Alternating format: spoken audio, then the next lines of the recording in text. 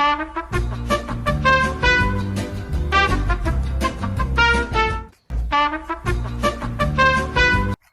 இந்த புழுக்கொடிகள் நாங்கள் சாப்பிட்றதால என்ன நன்மை என்று பார்த்தீங்கன்னா இப்போ வணக்கம் உறவுகளே, நான் உங்கள் ரூபி. நாங்கள் இன்றைக்கு ஒரு வித்தியாசமான சமையல்லாம் செய்ய போகிறோம். அதுவும் பார்த்தீங்கன்னு சொன்னால் நான் இந்த புழுக்கொடிகளை வச்சு ஒரு மாவுருண்டையும், மற்றது வந்து இயற்கையான முறையில் கிடைக்கக்கூடிய எங்களுக்கு ஒரு மூலிகை பிளேந்தி, அது வந்து இந்த கருவா கராம்பு ஏலக்காய் கொண்ட ஒரு தேநீரைத்தான் நாங்கள் இன்றைக்கு அந்த மாவுருண்டையும் இந்த தேநீரையும் தான் நாங்கள் இந்த காணொலியில் நீங்கள் பார்வையிட போறீங்கள் என்று சொல்லிக்கொண்டு வாங்க நாங்கள் இந்த மாவுருண்டை எப்படி செய்கிறது, கராம்பு கருவா ஏலம் போட்ட தேநீர் என்னென்று செய்கிறது என்பதை இந்த காணொலிக்கு பார்ப்போம். வாங்கோ.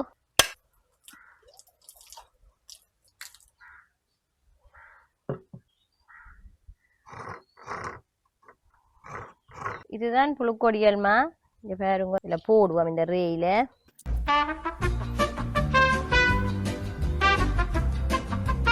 இப்போ இந்த மாவோட நான் துருவி வச்ச தேங்காய் துருவல் கொஞ்சம் சேர்க்கிறேன். சர்க்கரை இதுவும் நான் துருவி வச்சிருந்தேன் நான் கரத்தாட்டில், அதே இதோட சேர்ப்பேன். இது வந்து வறுத்துடிச்ச ஏலக்காய் தூள், இதுவும் கொஞ்சம் இதில் சேர்க்கிறேன். இப்போ இந்த புழுக்கொடிகள் நாங்கள் சாப்பிட்றதால என்ன நன்மை என்று பார்த்தீங்கன்னா, இப்போ எங்களுக்கு எலும்புகளுக்கும் எங்களோட பற்களுக்கும் ஒரு உறுதிய பலத்தை தரக்கூடிய ஒரு உணவாக தான் இது இருக்கும். மற்றது வந்து இது பசி எடுக்காது. இப்போ வந்து காலமையில் வேலைக்கு போகிறாக்கள் சரி, பள்ளிக்கூடம் போகிற பிள்ளைகளுக்கு சரி, நாங்கள் இதை டிஃபன் பாக்ஸில் வச்சோ இல்லாத வேலைக்கு போகிற அப்பாக்களுக்கு இல்லை நாங்கள் இந்த மாவுருண்டையை இது கொடுத்தால் அதை சாப்பிட்டு போனால் பசி எடுக்காது. தண்ணி தான் விடாய்ச்சி கொண்டே இருக்கும், தண்ணியை குடிச்சு கொண்டு இருக்கலாம். அந்த நீண்ட நேரத்துக்கு கொஞ்சம் பசிக்க தாக்கு பிடிக்கக்கூடிய ஒரு உணவு தான் இது. அதோடு வந்து பார்த்தீங்களென்றால் இப்போ மலச்சிக்கல் பிரச்சனையே எங்களுக்கு இது தீர்க்கக்கூடிய ஒரு உணவு. ஏன்னா இதில் வந்து நிறைய நேர்ச்சத்து இருக்கிறமையால் அந்த பிரச்சனையும் எங்களுக்கு இல்லாமல் செய்யும். மற்ற ரத்த வீதமும் எங்களுக்கு அதிகரிக்கும். இப்போ நாங்கள் சின்ன பிள்ளைகளுக்கெல்லாம் கொடுக்கலாம். மற்ற வயது வந்த இப்போ வயது போன ஆக்களுக்கும் கொஞ்சம் இது உண்மையில் ஒரு சின்ன உருண்டை சாப்பிட்டாலே அது ஒரு நல்ல ஒரு ஆரோக்கியத்தை தரக்கூடிய இந்த உணவு இது.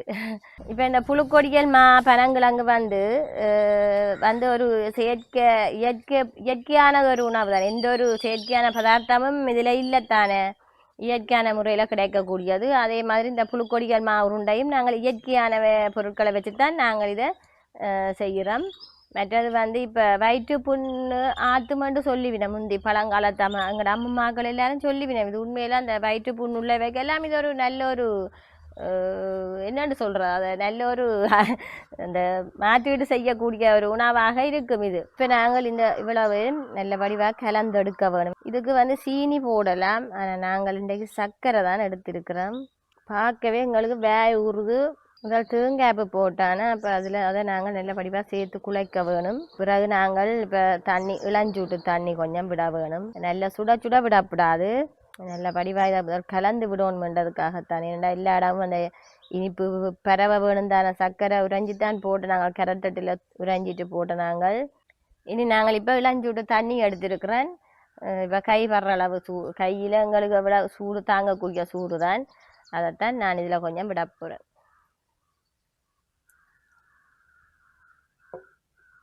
இப்போ வந்து நிறைய தண்ணி சேர்க்கப்படாது. எங்களுக்கு இவ்வளவு தண்ணியும் போதும். இனி நாங்கள் இதை வந்து சின்ன சின்ன உருண்டைகள் ஆக்குவோம்.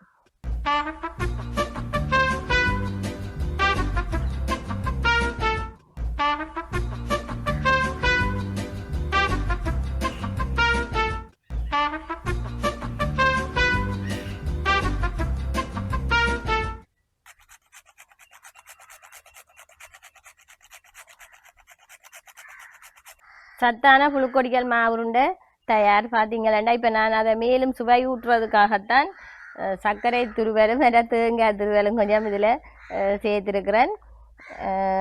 இது வந்து உடல் சூட்டையே தணிக்க கொடுப்போம். அதில் குளிர் காலங்கள்ல எல்லாம் இப்போ நாங்கள் இதை செய்து சாப்பிட்டால், மழை நேரங்களில் இதை செய்து சாப்பிட்டால் உண்மையில் அந்த எங்களோட உடல் சூடு அந்த அளவாக கொடுத்து கொண்டிருக்கும்.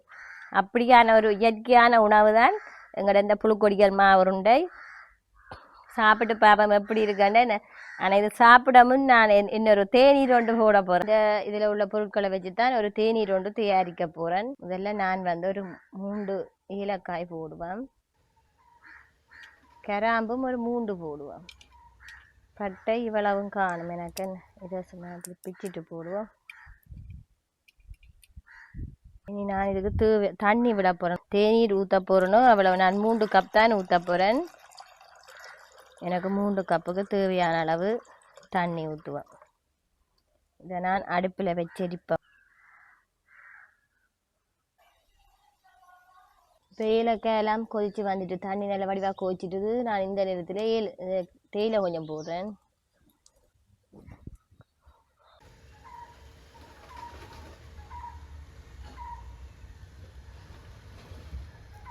முதல்ல நாங்கள் ஒரு கப் எடுத்துட்டு அதுக்கு இனிப்புக்கு சீனி கொஞ்சம் போடுவோம். இந்த கரண்டியால் நான் 1.25 கரண்டி தான் போடுறேன். எங்களுக்கு கொஞ்சம் இனிப்பு கொஞ்சம் பிடிக்காதான். ஓகே, என்ன கலர்ஃபுல்லாக வந்திருக்குது, நல்ல வாசமாகவும் இருக்குது, நல்ல ஒரு வாசமாக இருக்குது. தேயிலை வந்து குறைச்சி தான் போட்டேன் நான். ஏனென்றால் எனக்கு ஏலக்காய் கருவா கராம்பின் சாயமும் இருக்குத்தானே. இப்போ நான் இது ஒரு வடியால் வடிப்பேன்.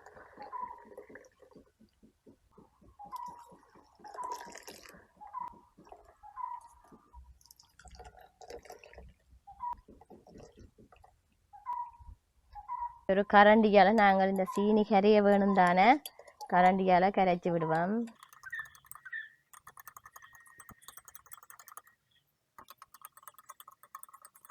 இப்போ இந்த கருவா கராம்பு ஏலக்காய் போட்ட தேநீர் இருக்குது.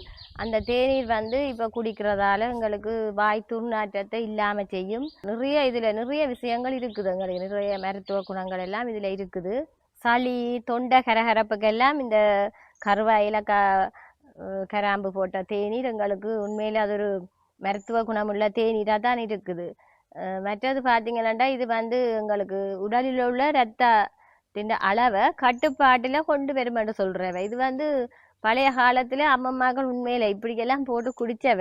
அப்படி எங்களுக்கு தந்திருக்கிறோம். அதை நாங்கள் எங்களை பிள்ளைகளுக்கும் அப்படி போட்டு கொடுத்துருக்குறோம். இப்போ நாங்கள் இதை என்ன மாதிரி இருக்காண்டு பார்ப்போம். என்ன பிளேண்டியும் புழுக்கொடிகள் மாவுருண்டையும் எப்படி ஒரு சுவையை திறப்போது என்பதை பார்ப்போம்.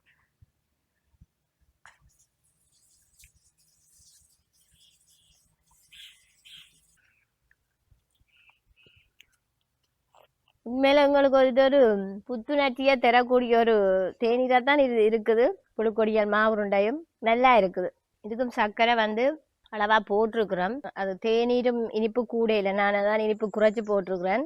நீங்கள் விரும்பினால் இனிப்பு கூட போட்டு, சில பேர் வந்து தேநீரோ டீயோ பிளேண்டியோ வந்து இனிப்பு கூட அந்த அளவாக போட்டு குடிப்பினேன். கொஞ்சம் இனிப்பாக இருக்கணுமென்றதுக்காக எங்களுக்கு இனிப்பு குறைச்சி குடிக்க தான் விருப்பம். அதெல்லாம் நான் இது ஒரு கிளாஸுக்கு 1.25 ஸ்பூனால், அந்த ஸ்பூனால் சின்ன ஸ்பூன் தான், அதால் சீனி போட்டேன் நான்.